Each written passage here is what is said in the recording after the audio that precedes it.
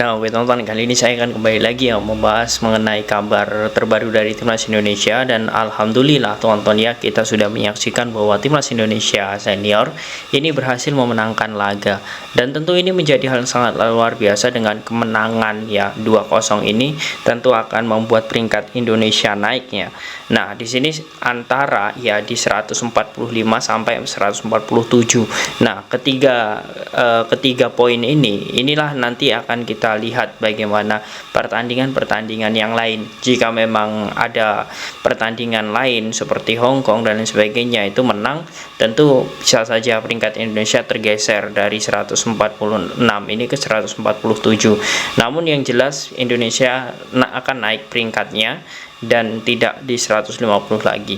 Oke, kita akan langsung saja membahas mengenai evaluasi pertandingan melawan Turkmenistan ini. Walaupun menang dengan skor 2-0, saya melihat ada beberapa celah yang memang ini harus segera dievaluasi oleh Sintayong. Nah, oke, langsung saja saya ke tactical board ya, membahas mengenai formasi dan juga kekuatan timnas di pertandingan kali ini.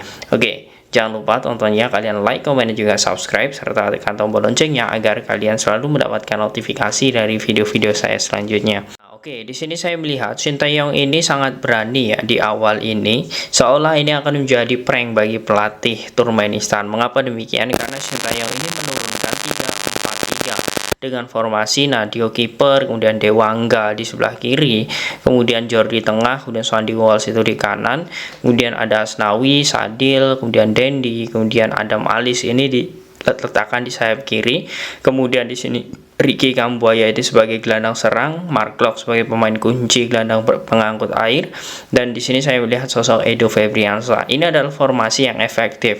Ya, kita melihat bahwa sebenarnya ketika saya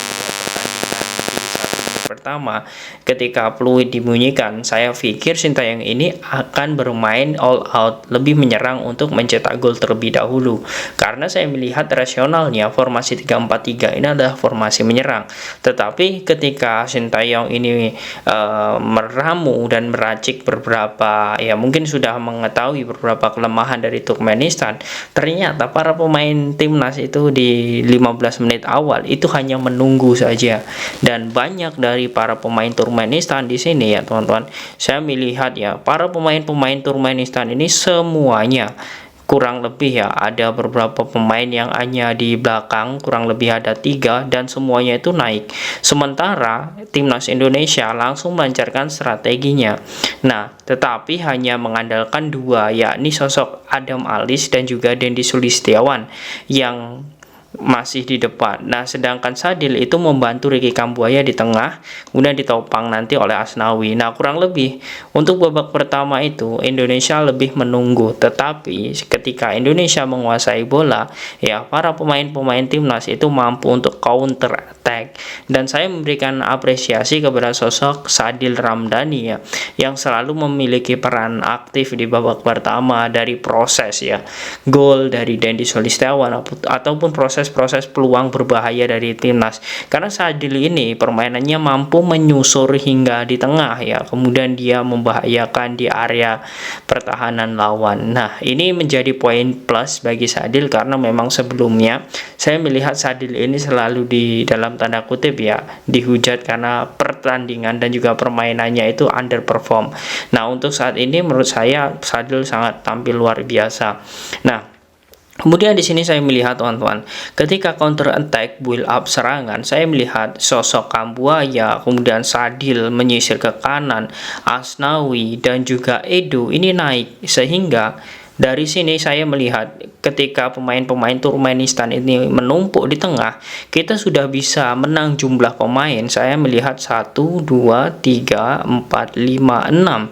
Bahkan 6 ini musuh 3. Karena saya melihat karena Turkmenistan ini keasikan menyerang sehingga Indonesia lebih enak sekali untuk serangan balik. Dan saya melihat teman-teman, kalian sadar tidak sadar di babak pertama ini saya melihat permainan timnas Indonesia itu mirip sekali ketika melawan Argentina.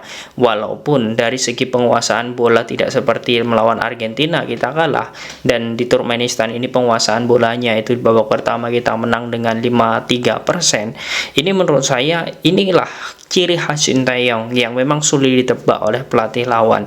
Karena apa? Saya melihat memang dari segi counter attack, kemudian gaya permainan cepat, inilah yang memang menjadi ciri khas, dan ya ini menjadi progres yang sangat bagus. Namun di sini saya melihat ya ada beberapa celah ya sebenarnya, seperti di sosok Adam Alis ini di babak pertama memang sedikit ada celah. Namun tidak masalah, nilai plusnya di babak pertama ini teman-teman, ketika bola one on one atau lawan satu ini selalu menang Indonesia. Bahkan sosok seperti Ricky Kambuaya, kemudian Asnawi, kemudian Sadil ini selalu mengumpan bola satu sentuhan, artinya ketika dioper langsung dioper dan tidak lama bergocek. Ini artinya menjadi kelebihan yang sangat luar biasa, dan saya yakin sekali jika sosok Dendi Sulistiawan ini permainannya impresif ya, seperti apa yang ia tunjukkan di malam ini, saya yakin sekali untuk ke depan kita tidak perlu mencari striker yang memang satu kali dapat bola satu kali sentuhan. Kita tidak perlu lagi karena sudah ada Dendi Sulistiawan. Tetapi jika dia konsisten seperti saat melawan Turkmenistan ini, karena saya melihat inilah striker yang memang diinginkan Sintayong, dengan gol jarak jauhnya itu sangat luar biasa. Oke, itu untuk babak pertama. Kemudian untuk babak kedua, sebentar di sini saya langsung saja akan memperlihatkan kepada teman-teman.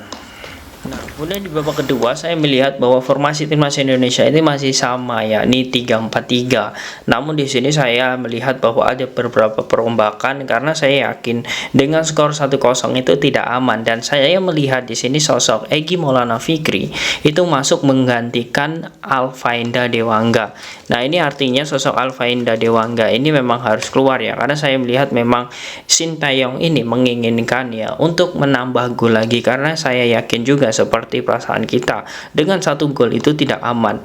Egy maju, kemudian di sini saya melihat Asnawi turun. Nah, kemudian di sini saya melihat ada dua sejajar antara Mark Klok dan juga Ricky Kambuaya. Nah, di sini teman-teman.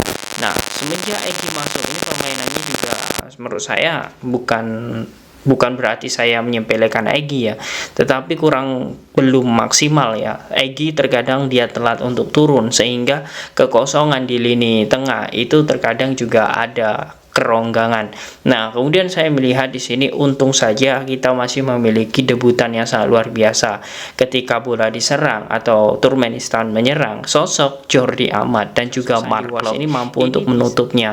Begitupun sebaliknya, ketika Sandy Walsh maju, sosok Jordi Amat ini mampu untuk menutupnya. Nah, inilah teman-teman, sadar tidak sadar, inilah yang dinamakan bagaimana contoh pemain keturunan yang memang bisa menjadi contoh bagi pemain-pemain lokal. Karena saya melihat di sini untuk Turkmenistan di babak kedua itu selalu tampil menyerang, dan kita ketahui untung saja teman-teman karena finishing dari Turkmenistan itu buruk. Ya, saya akui saja, untung saja itu buruk. Jika tidak ya saya yakin bisa saja Indonesia kebobolan 2 gol di babak kedua. Nah, kurang lebih seperti ini teman-teman. Bahkan ya Turkmenistan ini mampu untuk memainkan 2 back saja karena memang di babak kedua kita sering diserang. Nah, kurang lebih seperti ini, dan pemain Indonesia hanya misalkan satu, Dendi pun tidak berani untuk maju ke dalam. Nah, kemudian seperti inilah ketika para pemain Turkmenistan itu dia bisa bermain bola di tengah, karena memang dari segi penguasaan bola di babak kedua Turkmenistan selalu menang. Nah, tetapi seperti gaya Sintayong yang sudah saya bilang tadi, bahwa ketika bola ya atau ketika Kambuaya, kemudian Egy, kemudian Mark Klok ini mampu menguasai bola, semuanya seperti sosok Asnawi ini mampu tiba-tiba lari ke depan, dan sosok Adam Alis ini juga langsung bisa naik untuk membuka ruang. Nah, inilah gaya-gaya seperti inilah build up serangan inilah yang memang harus dipertahankan oleh Sintayong nantinya, terkhusus untuk di Piala Asia. Ya, saya saya melihat dengan strategi seperti ini sepertinya efektif untuk digunakan ketika Indonesia memang terserang. Nah, kemudian saya melihat Kambuaya diganti ya, Kambuaya diganti, kemudian saya melihat Lili Pali juga masuk ya. Ini artinya menambah daya gedor juga untuk timnas Indonesia.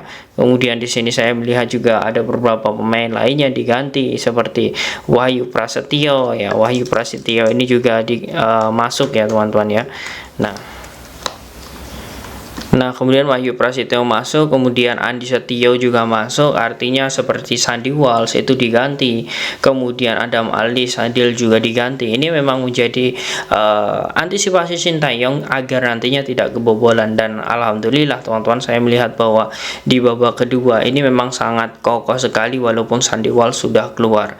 Dan yang menjadi PR menurut saya ini adalah soal ketenangan sosok Nadeo Argawinata. Ini memang sedikit menjadi PR bagi Nadeo. Walaupun kita menang 2-0, ini memang sedikit menjadi permasalahan. Jika memang Nadeo tidak bisa memperbaikinya, ya saya tidak yakin posisinya nanti akan bertahan di Piala Asia, karena kita masih memiliki sosok Sahrul Trisna, kemudian sosok Hernando Ari, dan ya bisa saja sosok seperti Cyrus Margono jika memang prosesnya selesai itu juga bisa menjadi kiper timnas nantinya.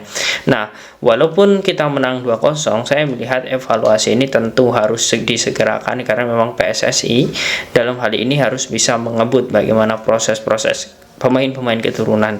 Dan juga saya melihat walaupun ya ini FIFA Match Day, untuk pertandingan selanjutnya tentu ini akan menjadi hal yang sangat luar biasa untuk bisa menang. Nah, bagaimana menurut kalian teman-teman melawan Turkmenistan ini dengan skuad pemain-pemain yang memang banyak cedera dan juga memang dipanggil timnas U23? Apakah kalian yakin kedepannya Sintayong mampu meracik sedemikian rupa dengan baik? Silahkan kalian tulis di kolom komentar.